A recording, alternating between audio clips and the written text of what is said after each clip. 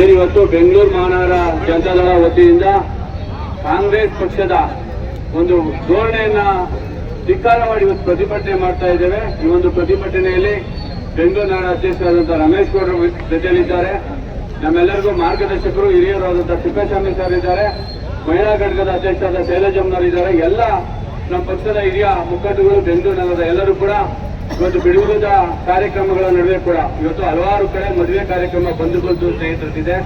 ಅದನ್ನೆಲ್ಲ ಬಿಟ್ಟು ಪಕ್ಷದ ಕರೆಗೆ ಹೋಗ್ಬಿಟ್ಟು ಇವತ್ತು ಒಂದು ಅರ್ಥ ಇರತಕ್ಕಂಥದ್ದು ಇವತ್ತು ನಮ್ಮ ದೇಶದ ಮರ್ಯಾದೆಯನ್ನೇ 125 ವರ್ಷಗಳ ಕಾಲ ಏನ್ ನಮ್ 125 ವರ್ಷ ಆಗಿದೆ ನಮ್ಮ ಪಕ್ಷ ಬಂದು ಅಂತ ಹೇಳ್ಕೊಳ್ತಕ್ಕಂಥ ಕಾಂಗ್ರೆಸ್ ಪಕ್ಷ ಇವತ್ತು ಸಂಸ್ಕಾರ ರಹಿತವಾಗಿ ಆಚಾರ ಇಲ್ಲದೆ ಇರತಕ್ಕಂಥದ್ದು ಸಭ್ಯತೆ ಇಲ್ಲ ಮರೆತು ಇವತ್ತು ಒಂದು ಪ್ರಬುದ್ಧ ವಿರೋಧ ಪಕ್ಷವಾಗಿ ಇರಬೇಕಾಯ್ತಂತ ಕಾಂಗ್ರೆಸ್ ಪಕ್ಷ ಜೋಕರ್ಗಳ ರೀತಿಯಲ್ಲಿ ಇವತ್ತು ನವದೆಹಲಿಯಲ್ಲಿ ನಡೀತಿದ್ದಂತ ಒಂದು ಆರ್ಟಿಫಿಷಿಯಲ್ ಇಂಟೆಲಿಜೆನ್ಸ್ ಇವತ್ತು ಇಡೀ ಜಾಗತಿಕ ಮಟ್ಟದಲ್ಲಿ ಇವತ್ತು ಆರ್ಟಿಫಿಷಿಯಲ್ ಇಂಟೆಲಿಜೆನ್ಸ್ ಅನ್ನೋದು ಕೂಡ ಒಂದು ಅಪ್ಗ್ರೇಡ್ ಆಗ್ತಕ್ಕಂಥದ್ದು.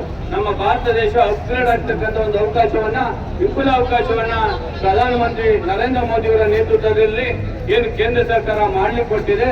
ಇವೆಲ್ಲವನ್ನ ದೇಶದ ಅಭಿವೃದ್ಧಿಯನ್ನ ಸಹಿಸದೆ ಏನು ಹಿಂದೆ ಕೊಂಡೂರು ಸಾಗರದಲ್ಲಿ ದುಡ್ಡನ್ನು ಹೊಡೆದಿದ್ದಂತ ಈ ಕಾಂಗ್ರೆಸ್ ಪಕ್ಷ ಇವತ್ತು ದೇಶದ ಮರ್ಯಾದೆಯನ್ನ ಹರಾಜಾಗ್ತಕ್ಕಂಥದ್ದು ಬೆತ್ತಲೆಯಾಗಿ ಶರ್ಟ್ಗಳನ್ನ ಬಿಚ್ಕೊಂಡು ಅಲ್ಲಿ ಹೋಗಿ ಕೇವಲ 8 ಜನನ ಕಳಿಸಿ ಆ ಒಂದು ಸಭೆಯನ್ನ ಹಾಳು ಮಾಡ್ತಕ್ಕಂಥದ್ದು ಒಂಥರ ನೀಚ ಬುದ್ಧಿಯನ್ನ ಕಾಂಗ್ರೆಸ್ ಪಕ್ಷ ಹೊತ್ತಿದೆ. ನನ್ಗಾದ್ರು ಅನ್ಸೋದಿಕ್ಕೆ ಆ ಕಾಂಗ್ರೆಸ್ ಪಕ್ಷಕ್ಕೆ ಮೆದುಳು ಬ್ರೈನ್ ಅನ್ನೋದು ಏನೇನ ಇದ್ರೆ ಅದು ಸತ್ತೋಗಿದೆ, ಅದರ ನಾಯಕತ್ವ ಸತ್ತೋಗಿದೆ.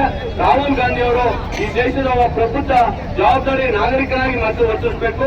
ಅದಾದ ನಂತರ ವಿರೋಧ ಪಕ್ಷದ ನಾಯಕರಾಗಿ ಹೊರತಕ್ಕಂಥದಕ್ಕೆ ಅವಕಾಶ ಇದೆ. ಇದೊಂದು ಒಳ್ಳೆ ಒಂದು ಅರ್ಥವಾದಂತ ಕಾರ್ಯಕ್ರಮವನ್ನ ನಮ್ಮ ಪಕ್ಷ ಇವತ್ತು ಏರ್ಪಾಡು ಮಾಡಿದೆ.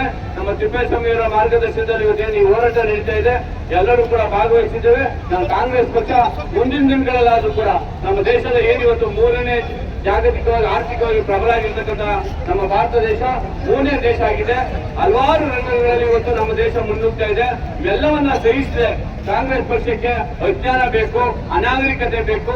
ಇದನ್ನ ಮಾತ್ರ ಜನರನ್ನ ಎತ್ಕೊಳ್ತಕ್ಕಂಥದ್ದು ಕೇವಲ ನೆಗೆಟಿವ್ ಥಾಟ್ಸ್ ಗಳನ್ನ ಯೋಚನೆ ಮಾಡ್ತಿರ್ತಕ್ಕಂಥ ಯಾವ್ದಾರ ಪಕ್ಷ ಈ ದೇಶದಲ್ಲಿ ಇದೆ ಅಂದ್ರೆ ಅದು ಕಾಂಗ್ರೆಸ್ ಪಕ್ಷ. ಈ ಪಕ್ಷವನ್ನ ಸಂಪೂರ್ಣವಾಗಿ ಕಿತ್ತೊಯ್ದು ಹೋಗಿರ್ತಕ್ಕಂಥ ಕೆಲಸವನ್ನ ಮುಂದಿನ ದಿನಗಳಲ್ಲಿ ದೇಶದ ಜನ ಈಗಾಗಲೇ 3 ರಾಜ್ಯದಲ್ಲಿ ಕಾಂಗ್ರೆಸ್ ಪಕ್ಷ ಅಧಿಕಾರದಲ್ಲಿದೆ. ಮುಂದೆ ಕೂಡ ಆ 3 ರಾಜ್ಯದಲ್ಲೂ ಕೂಡ ಕಾಂಗ್ರೆಸ್ ಪಕ್ಷ ನಶಿಸಿ ಹೋಗ್ತಕ್ಕಂಥದ್ದು.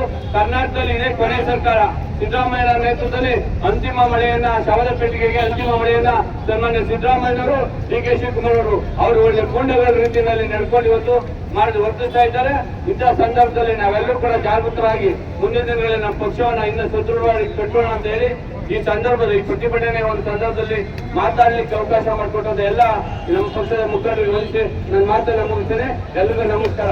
ಕಾಂಗ್ರೆಸ್ ಪಕ್ಷಕ್ಕೆ ಸಂಸ್ಕೃತಿಯ ಕಾಂಗ್ರೆಸ್ ಪಕ್ಷಕ್ಕೆ ಆಚಾರವಿಲ್ಲದ ಕಾಂಗ್ರೆಸ್ ಪಕ್ಷಕ್ಕೆ ಬ್ರೈನ್ ಇಲ್ಲದ ಕಾಂಗ್ರೆಸ್ ಪಕ್ಷಕ್ಕೆ